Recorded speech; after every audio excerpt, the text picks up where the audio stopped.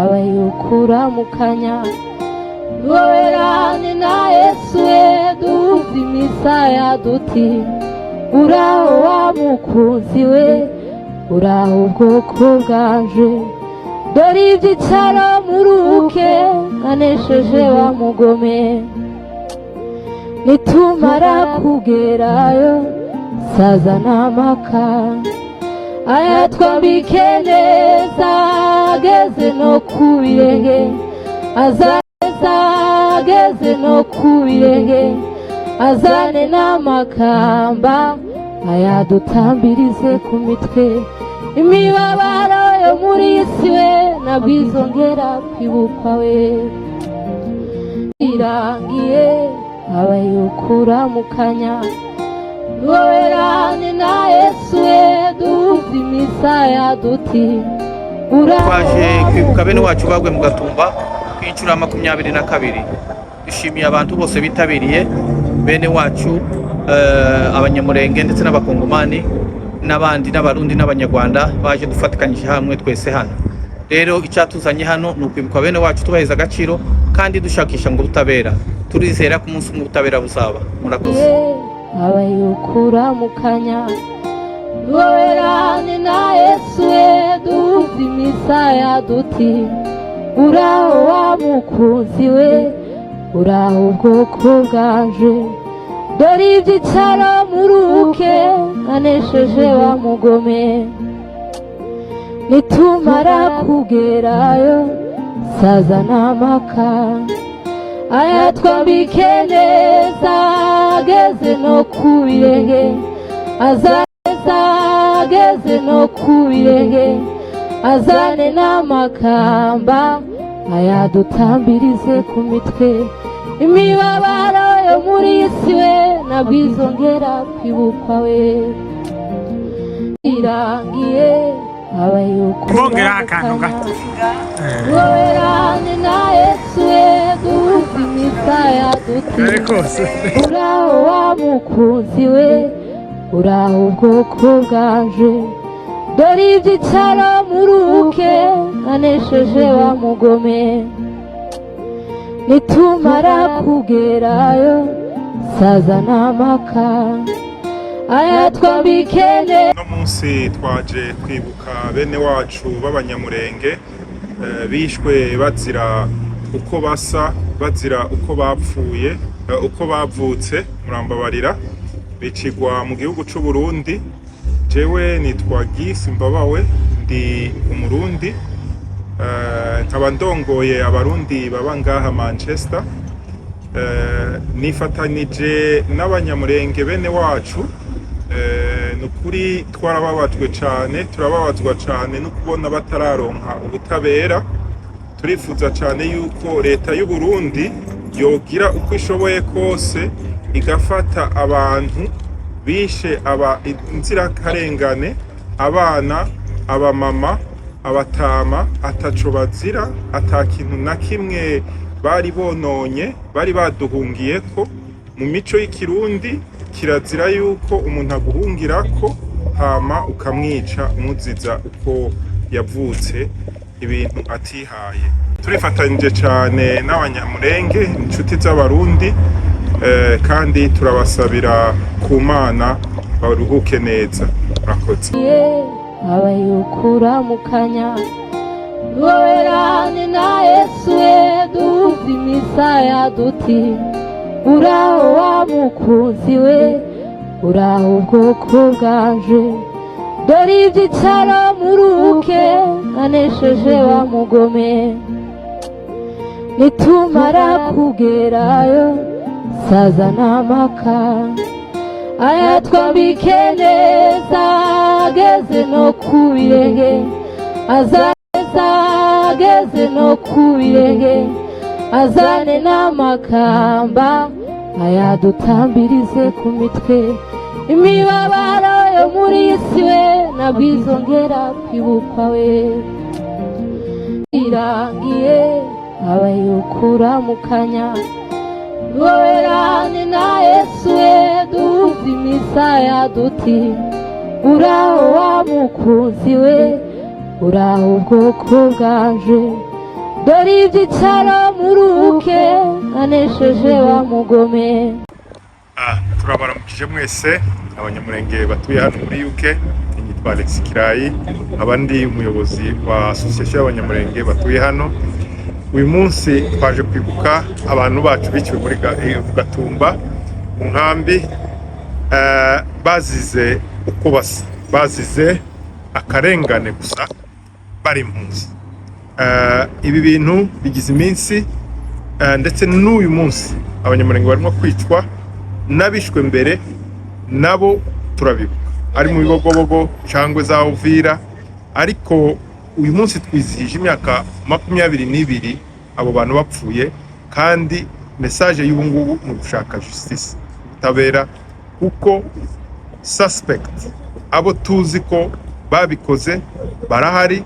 Hariho Pastor Habimana, hariho Agatorwasa, abo bari mu Burundi. Dusaba ubutabera kubafata bakabashikiriza inzego zibishinzwe kugira ngo iperereza ry'abantu bacu bishyuwe mu Gatumba bazira uko basa, kugira ngo tubone ubutabera. Rero twahuriye hano twese kugira ngo tubibuke, tuzahora tubibuka buri mwaka kandi turwanira n'ubutabera. Murakoze cyane. Abayukura mukanya Goerane na Yesu duzi misaya duti, uraho wa mukunzi we, uraho ubwoko bwaje, dore ibyicaro muruke anesheje wa mugome. Nitumara kugerayo saza n'amaka, aya twambike neza ageze no ku birenge, ageze no ku birenge, azane n'amakamba aya dutambirize ku mitwe. Imibabaro yo muri isi we nabwizongera kwibukwa we. Tubabajwe gusa nuko ibitubayeho amahanga atabyumva, kandi ababidukorera bakomeje kwikora. Igihe kizagera wenda basange ko banatubimukiye, ariko dufite Imana iturengera, kandi nta gahora gahanze. Leta izavaho hazi yindi ushobora kuducira urubanza ikatugarura ubusugire natwe nk'abantu. Murakoze cyane. Asante. Nitumara kugerayo saza n'amaka, aya twambike neza ageze no ku birenge, yakorewe abanyamurenge mu Gatumba mu gihugu cy'u Burundi. Gatumba iri mu burengero bw'u Burundi, ariho twebwe twise abanyamurenge twise mu bushiriro, kuko nta buzima twaharonse, abacu barahashiriye. Ubu nyine amaraso y'abanyamurenge arataka, amajwi y'abakiriho nabo turataka kugira ngo tuzarenganurwe. Abakoze amahano baridegemza mu gihugu, bafite imirimo, ariko nta rubanza baracibwa. Turasaba rero leta y'u Burundi, turasaba ubumwe bw'amahanga gukurikirana aba bakoze izi nkozi z'ibibi, kugira ngo nibyo bakoze bitazongera, bitazasubira. Hari ushobora kwishita inshuti, mushobora kuba mukora nanone, turavuga leta y'u Burundi, ushobora kuba mukoresha none, ariko uwicanye mutaramuhana ngo amenye ikibi yakoze, ibyo ari byo byose bitinde bitebuke, namwe ubwanyu azabahekura. Ukuvuga ngo mutaramuhana ngo amenye yuko icyo yakoze ari ikosa, n'umugizi wa nabi mubise icyo cyamwasigirije, azageraho namwe yongera gukora amabara mabi kandi yakoreye ubwoko bw'abanyamurenge. Turasaba rero ngo turenganurwe, ubwoko bw'abanyamurenge turenganurwe. Genocide dukorerwa n'ubu nyine nakomeje ubwoko bwacu. We targeted just because of how we were born. Kubera nyine apparence physique yacu, nico tuzira, nta kindi tuzira. Kwica ubwoko budafite imbunde, budafite ikigwanisho na kimwe, impunzi, umushitsi waje ugugana uguhungiraho akicwa, n'ubwicanyi bubabaje, n'ubwicanyi ndengakamere. Ntabwo twari tuzi ko Barundi gukora icyo kintu, ariko turasaba nanone si bose bakoze ibyo. Abumva kuko ubwicanyi atari bwiza ku kiremwa muntu, mudufashe abakoze amabi bagezwe imbere y'ubutabera bahano. Murakoze cyane kuzumva impamagazi y'amaraso y'abarenganye ndetse n'amajwi yacu y'abakiriya. Murakoze cyane, Imana ibamugishe. Abayukura mukanya Goerane na Yesu duzi misaya duti, uraho wa mukunzi we, uraho ubwoko bwanje, dore ibyicaro muruke anesheje wa mugome. Nitumara kugerayo saza n'amaka, ayatwambike neza ageze no ku birenge, ageze no ku birenge, azane n'amakamba ayadutambirize ku mitwe. Imibabaro yo muri isi we nabizongera kwibukwa we, irangiye abayukura mu kanya. Muraho neza bavandimwe, njye nitwa James Muguza Muhima, ndi umwe mu bacikacumu bya Gatumba. Message numva nshobora gutanga kuri uyu munsi, iya mbere ni message y'ihumure ku bacikacumu bose ndetse n'abanyamurenge muri rusange. Message ya kabiri nshobora gutanga niyo gusaba abanyamurenge kuba umwe, tugakorera hamwe, tugashakira ubutabera hamwe, tukarwanya urugamba hamwe, nibwo tuzabasha gutsinda. Iya gatatu natanga, nanone ndakangurira abanyamurenge kugeza kuri ubu njye mbona umubare w'abantu bitabira turagera aho twakagombye kugera. Turi abantu benshi mu bihugu bitandukanye, ariko muri ibyo bihugu urareba ukabona umubare w'abantu bitabira kwibuka uracari hasi. Rero tugerageze twese, nubwo abantu baba bari busy, ariko tuza dufata ama off mu mirimo yacu. Iki cyumweru tukigira icyumweru kidasanzwe, iki cyumweru cyo kwibuka tucyubahishe, twubahishe amaraso y'abacu yamenetse. Nitugera kuri urwo rwego n'ubutabera tuzabona, kuko twese tuzaba turi gukorera hamwe. Murakoze cyane, mukomeze kugira ibihe byiza. Imana irinde abanyamurenge, Imana ikumisha irangiye abayukura mu kanya, Werani na Yesu duzi misaya duti, uraho wa mukunzi we, uraho ubwoko bwanje, dore ibyicaro muruke anesheje wa mugome. Nitumara kugerayo saza n'amaka, ayatwambike neza ageze no ku birenge, ageze no ku birenge, azane n'amakamba ayadutambirize ku mitwe. Imibabaro yo muri isi we nabizongera kwibukwa we, irangiye abayukura mu kanya. Werani na Yesu duzi misaya duti, uraho wa mukunzi we, uraho ubwoko bwanje, dore ibyicaro muruke anesheje wa mugome. Nitumara kugerayo saza n'amaka, ayatwambike neza ageze no ku birenge, ageze no ku birenge, azane n'amakamba ayadutambirize ku mitwe. Imibabaro yo muri isi we nabizongera abayukura mu kanya. Werani na Yesu duzi misaya duti, uraho wa mukunzi we, uraho ubwoko bwanje, dore ibyicaro muruke anesheje wa mugome. Abayukura mu kanya.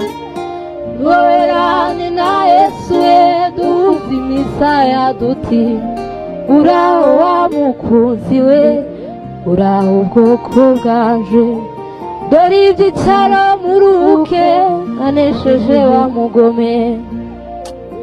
Nitumara kugerayo saza n'amaka, muri ibi bihe biba bigoye ni ukwibuka, niyo biremereye, ariko mumenye ko abanyamurenge bose ku isi bibuka kandi babafashe mu mugongo.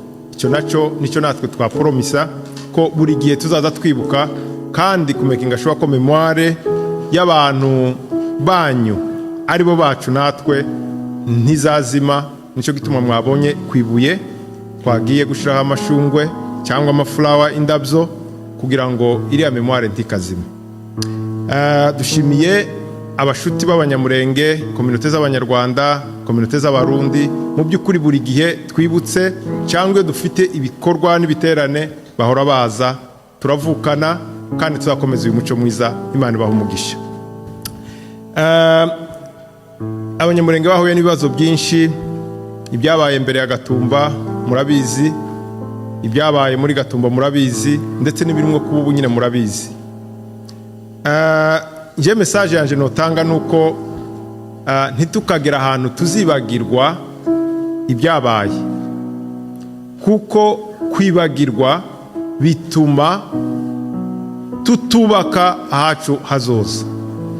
Kwibuka bidufasha kugira ngo tuzirinde ibyatubayeho, kugira ngo ntibikongere kubaho. So rero niyo message nari mfite. Indi message ni y'ubumwe. Ubwicanyi dukorerwa ntiburobanura umunyamurenge uwo ari we, ntirurobanura kategori urimo, nta n'ikintu na kimwe rurobanura. Bakwica kuko umunyamurenge nta kindi bakubaza. So rero ubumwe bwacu nibwo buzatuma tunesha ibituremerereye n'intambara dufite. So mube umuntu umwe kugira ngo challenge dufite izoroha cyane turi umuntu umwe. Muri urwo rwego abanyamurenge kubera ubumwe bwacu twabashije kugera ku bikomeye, kwirwanaho no kwiheza agaciro. Minembwe ubu niyo hakiri ibibazo, abantu baracariho, tibararandurwa niyo umwanzi yari yarahagurutse kugira ngo abamareho. Hariya akarere ntitukongere kuba iwacu, n'izina ryacu rizime, ariko izina ry'umunyamurenge ntabwo rizazima, kuko nta n'umuntu n'umwe ushobora kurizimya ngo riveho. Umwanzi yaraturwanyije, bakoresha indege zikomeye z'amadrone, ziriya zigura amamiliyoni. Niyo twogurisha za ngazi zacu zose, timwogura n'amadrone mbega arenza 5 ari yakomeye. Murumva ko ubutunzi bukomeye bwashatse kuturimbura, ariko turacariho Imana yacu, ariko cyane natwirwaneho yacu. Mubakomera amashi. Twirwaneho nuko turi umuntu umwe, turi hamwe. Ntabwo ari nirwaneho, ni twirwaneho. Nicyo gituma navuze ngo ubumwe nibwo bwadutsindiye drone zigura amafaranga arenze inga zacu imara 100, n'ubutunzi bundi bwose dufite. Ariko twishize hamwe, uzorwanya twirwaneho, yaba umunyamurenge, yaba afite uruhu rutukura, rw'umweru, uko rusa rwose, azatsindwa, kuko dufite Imana tugasura kandi tukaba umuntu umwe. Nanone muri urwo rwego mumfashe twakire umuyobozi wungirije wa twirwaneho. Muzamuyumva, ariko mufite umuyobozi Bishop Alex Ngurunziza. Ishema ryinshi cyane kubagira hano. Mu izina rya Baka turabakiriye kugira ngo mubashe kuduha ijambo mwateguye. Imana ibahe. Dukorerwa mu myaka nyuma y'ubwigenge navuze mu kanya, twari bake cyane. Uwabaza abakuru bari hano, abenshi bari baziranye, ariko hari amahirwe Imana yaduhaye, twarororotse. Izo mbaraga sizo gushira munsi tukazihisha, nizo kwereka isi yuko hari ibyo dushoboye, twaharanira kandi tukabigeraho. Icya kabiri, dufite Imana izibana natwe muri ibyo byose. No ku itariki 19 kugeza ku itariki 4 z'ukwezi kwa 7 twarayibonye ikora, ibihumbi zaduhagurukiye.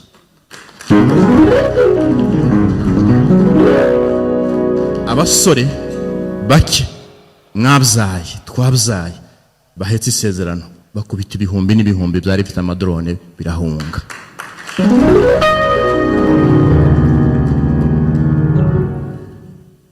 Dufite imbaraga dukomora ku muco ushingiye ku bufatanye, ku bumwe tukwiye gukomeraho. Twakuze dusanga ababyeyi batubwira ngo ubumwe bwacu nizo mbaraga zacu. Imana yaduhaye isezerano yo kuzaba ishanga rikomeye, ariko inahidushurira ko kwirwanaho ari cyo gisubizo cyonyine kizacecekesha. Twirwaneho mu nzira zose, uzasigara inyuma akabitatira.